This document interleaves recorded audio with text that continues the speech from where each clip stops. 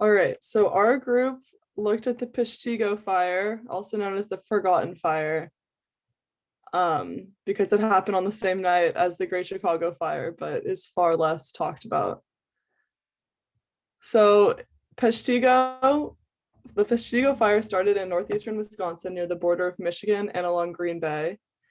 At this time, Peshtigo was a logging town, so there was a lot of timber around, a lot of logs on the ground. There's also a lot of slash and burn farming, which left a lot of debris on the ground and dry fuels. And during this summer, it was really dry. There was an unprecedented drought, which also led to the drying out of a lot of the logs on the ground and standing. And because there were so many logs, there was a buildup in the town. So there's a lot of dry fuels just laying around the town. So these are some pictures of Peshtigo then and now. So on the left picture, you can see that there's a lot of integration between the houses and where the wildland started. So some early wildland urban interface going on. The forests look pretty dense, which is not necessarily a good sign, especially with these unprecedented drought and dry conditions.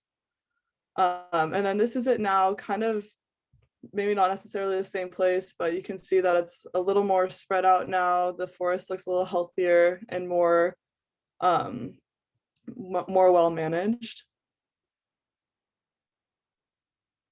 So there are a few things that led to how the Peshtigo fire started. A lot of it anthropogenic. As I said, there's a lot of leftover slash on the ground. There is human carelessness with fire because of the lack of knowledge about it. There was the drought that was going on. But the main thing that led to the Peshtigo fire were the small fires that were being used for land clearing, which is in theory a good idea, but they were using it for clearing it for railroads, and they weren't being very careful. So that is the confirmed reason for why the Peshtigo fire started. But before that was more widely accepted. A lot of people blamed the fire on gases being released by bogs. All right, so once the fire ignited, there really was no response. And this fire happened in 1871.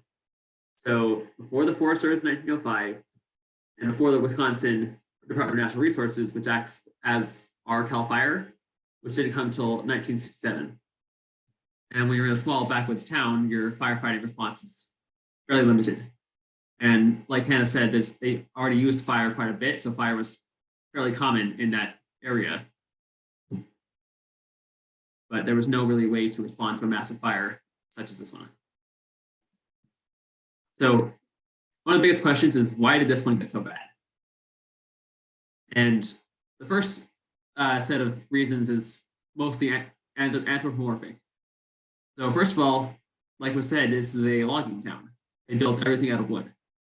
And they often use sawdust as a way to cover their floors. So already everything is flammable.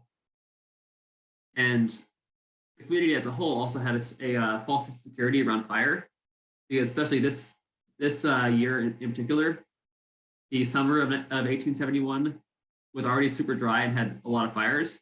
So it was very common to smell smoke in the air. So people were generally unconcerned with the idea that there's fire out there somewhere. And then just like was said earlier, the buildup of slash from just extensive logging, the clearing from railroads, as well as slash and burn agriculture. Now, the biggest reasons that this fire got so bad was just the perfect storm of environmental factors. So first of all, there's massive drought and some unusually low rainfall from June to September. So not only was the summer super dry, but so was the fall. And those dry fields in the summer never got a chance to recover, and they remained a perfect matchbox for this fire. And then a cold front came in on this day, which pushed a ton of high winds that were able to whip up already started fires into a fire tornado.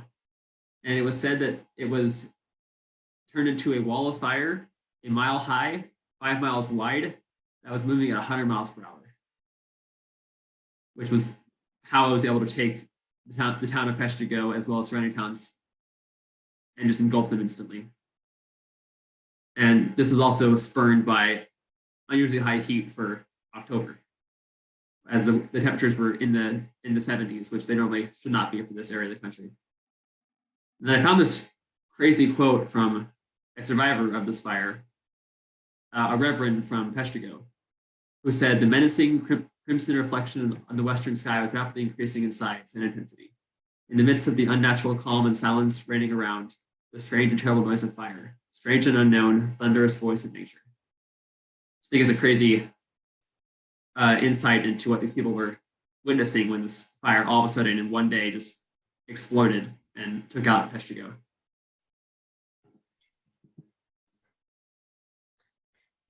So how did this fire impact the Peshtigo community? Although the Peshtigo fire was overshadowed by the Great Chicago Fire, the Peshtigo fire covered a larger area and had many more casualties. The Peshtigo fire burned through 12 communities, killing between 1,200 to 2,500 people and burning through 1,875 square miles in total. This fire destroyed the homes and the livelihoods of thousands of people, and this fire impacted the community of Peshtigo the most, as this city became known as the city rebuilt from ashes. After the fire, the people of the destroyed city saw the true destructive power of fire, and the general awareness of the power of fires was ingrained in the collective consciousness of the people of Peshtigo and the surrounding communities.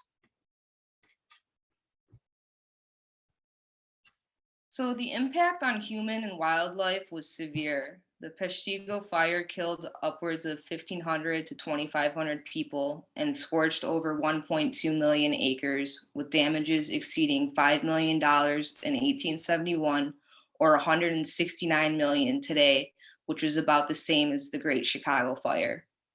Those totals did not include the 2 million valuable trees and saplings and scores of animals that were lost. In the spring following the fire, there was an invasion of army worms, which were invading the soil and destroying any vegetation there may have been. The fire killed or drove off the birds and beetles, so there was nothing left to fight the worm invasion. Regardless, there would have been no crops that year, worms or not, because the soil was dead and destroyed from the fire. Sorry. For policies, that specifically in the regions around Peshtigo, they were forced to adopt forestry techniques and practice forest maintenance. There have been improvements in weather information, specifically incident meteorologists who are trained to report weather on site and from afar. And Peshtigo actually now has 2 fire departments, one for the town and one for the surrounding wilderness. And this isn't really exactly a policy, but in World War II, the US and the British attempted to recreate Peshtigo on Japanese and German territory.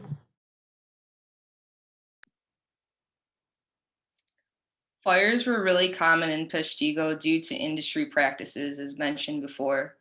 For example, lumberjacks would set fire to branches and other debris after clearing an area, and farmers also cleared their own fields and removed stumps with fire.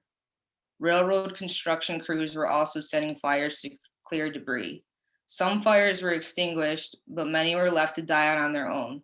With the exceptionally dry summer, changing these industry practices and being more mindful may have helped to reduce the impact of the fire. All right, so here's our works cited pages.